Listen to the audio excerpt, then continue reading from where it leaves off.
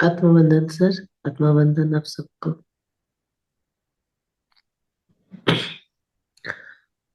आज मेरा टॉपिक आलस्य के बारे में है, जो कि हम सबके अंदर कहीं ना कहीं बैठा है और हमें कुछ हद तक ये हमें पीछे ले जाता है। जो भी हम करना चाहते हैं वो हमें पीछे ढकेलता है, और इसी आलस्य जैसे दुश्मन को हमें कैसे इसको ये करके आगे बढ़ना है, आज मैं इसी टॉपिक के बारे में पढ़ती हूँ।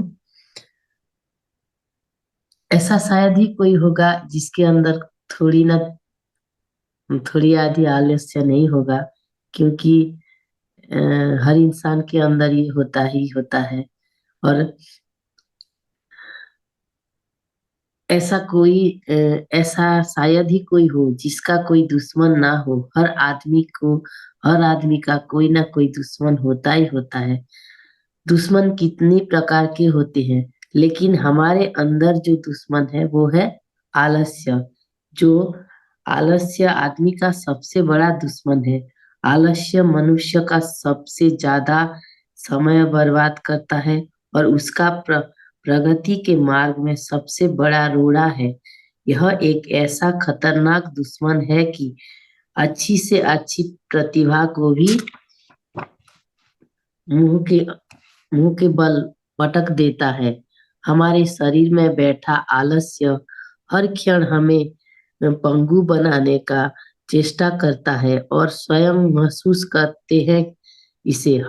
महसूस करते हैं। यह प्रतिदिन प्रतिक्षण हमारे ऊपर आक्रमण करता रहता है। बिस्तर पर ही यह आक्रमण करता है। यदि आप अपनी दिनचर्या बना लेंगे और यह संकल्प कर लेंगे कि इससे इतने बजे उठना है, जरूर जरूर समय से आपकी नींद टूट जाएगी। पर ठीक उसी समय आलस्य आप पर हमला कर देता है कि नहीं, थोड़ा और सो लो, और बस थोड़ा और कुछ ही मिनट, ऐसे ऐसे करके हमें फिर नींद में ले जाता है। जहां अपने बात हम फिर सो जाते हैं और हमारा दिनचर्या पहले ही बिगड़ जाता है। जो कुछ भी हम करने की ठान लेते हैं, उसे हमारे अंदर बैठा यही आलस्य हमें करने नहीं देता। हमारे संकल्पों को भी पूरा करने में इसी आलस्य का हाथ होता है, जो हमें पीछे ढकेल देता है। यह मनुष्य का सबसे मीठा दुश्मन है। बड़ी मिठास के साथ यह आदमी को मारता है। आप परिश्रम कर रहे हैं, कोई कार्य कर रहे हैं, थोड़ा सा आराम करने का विचार मन में आया नहीं कि आलस्य ने आपको घेर लेता है। बस आलस्य आपका सबसे बड़ा दुश्मन है कि आप स्वयं अपनी जिंदगी में झांक कर देखिए। इस आलस्य ने आपके कितने काम बिगाड़े हैं, आपको कितना पीछा धकेला है, दूसरों से आपको कितना पीछा कर लिया है, स्वयं आप जान लेंगे। यह जिंदगी जीने के लिए है, शान से जीने के लिए है। आवश्यकता इस बात की है कि आप आलस्य को बिल्कुल स्थान न दें। अपना काम स्वयं पर कर समय पर करें। इस कार्य में जरा सा ढील ढील ना दे। लगातार नियम पूर्वक कार्य करने से ही आप किसी भी कार्य को पूरा कर सकते हैं या उससे सफलता प्राप्त कर सकते हैं। जिन लोगों ने आलस्य को दुत्कार कर दूर रखा है, उन्होंने ही सारी सफलताएं प्राप्त की है। इतिहास उठाकर देख लीजिए, जीवन में सब कुछ नाम और यश, धन, वैभव सब उसी को ही मिला है जिसने आलस्य का कभी नहीं किया और निरंतर कार्य करते रहे। वही आगे बढ़ा जिसने आध्यात्मिकता में भी आलस्य को त्यागा। सुबह उठकर अपना दिनचर्या सही ढंग से किया और सारे काम सही समय पर किया।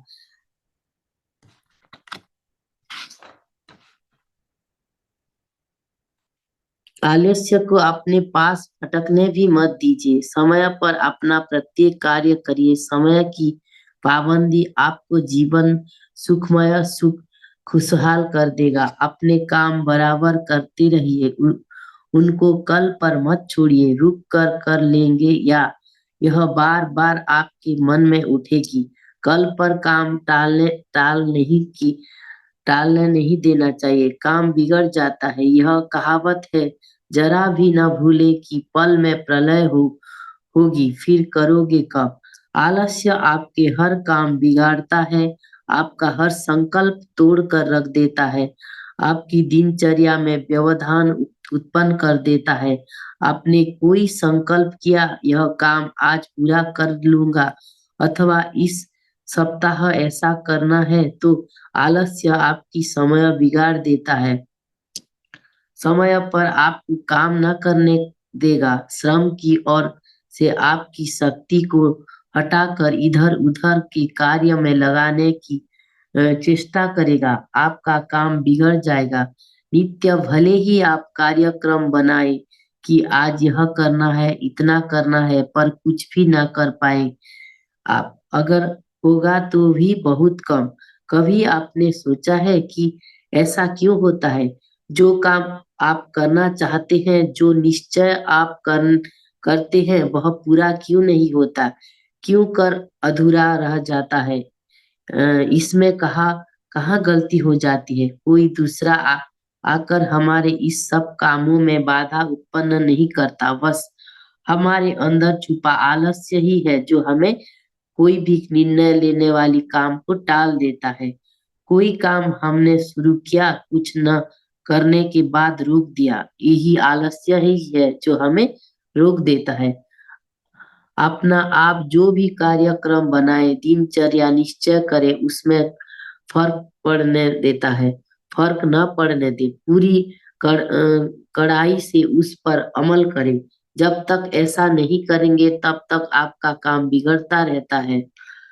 आलस्य से छुटकारा पाने का एक ही उपाय है, अपने मन को कड़ा किए रखिए, काम में ही मन लगाए रहिए। जितनी एकाग्रता के साथ आप अपना काम करेंगे, आलस्य आपसे उतने ही दूर होगा।